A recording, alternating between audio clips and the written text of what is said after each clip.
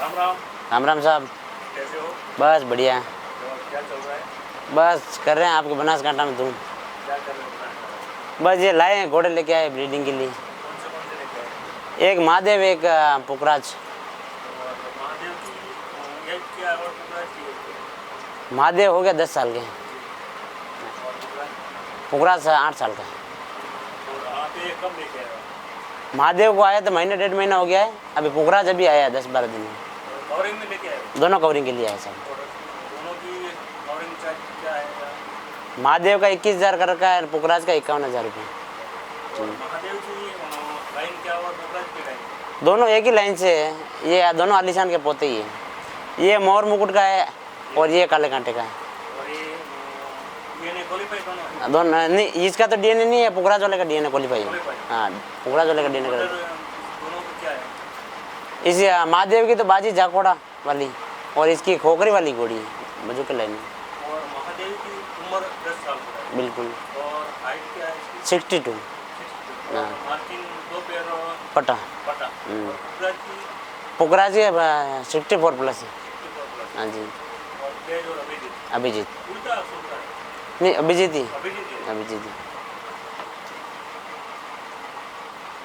और कब तक रहेगा वहाँ पे? यहाँ 4 महीने रुकेंगे सर। 4 महीने। हाँ जी। ये कौन सी लोकेशन पे भी है?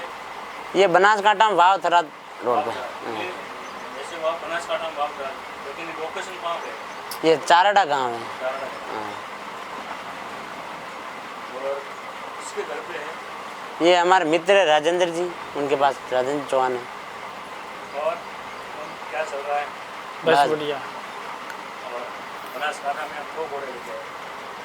2 घोड़े। बनासकांठा में तो वालीसान लाइन के बहुत कम घोड़े हैं। और अपने एरिया में तो गाँव के आदमी तो बहुत कम है। शायद नहीं है वालीसान लाइन के गाँव में तो नहीं है।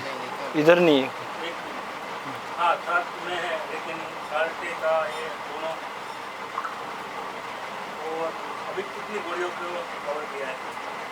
घोड़ियों तो ये महादेव से हो गई कम से कम 15 एक घोड़ी। और पुखराज 7-8 घोड़ियों पे डाला है। और पुखराज तो अभी आया है, 7-8 दिन हुए हैं उसको। और आपको ऐसा क्यों लगा तो एक घोड़ो लावे? તમે 2 ઘોડા લાયા એનું કારણ શું? 2 ઘોડા તો આપણી અમારા ગામની 10 મિત્ર સર્કલની 10 ઘોડીઓ થતી હતી, મારી અને ભાઈબંધોની. હવે આમાં અમે વિચાર્યું પાસે કે ઘોડો કયો નાખા તો ઠીક રહે. એટલે પહેલો મહાદેવ લાવ્યો એ 5 ઘોડીઓમાં ખોલવા માટે. કીધું અહીંયા લઈને જાવ એના કરતાં અમે મહાદેવ જ લાવી દઈએ આપણે, અને આજુબાજુના કોઈ ખેડૂતોને પણ લાભ મળે.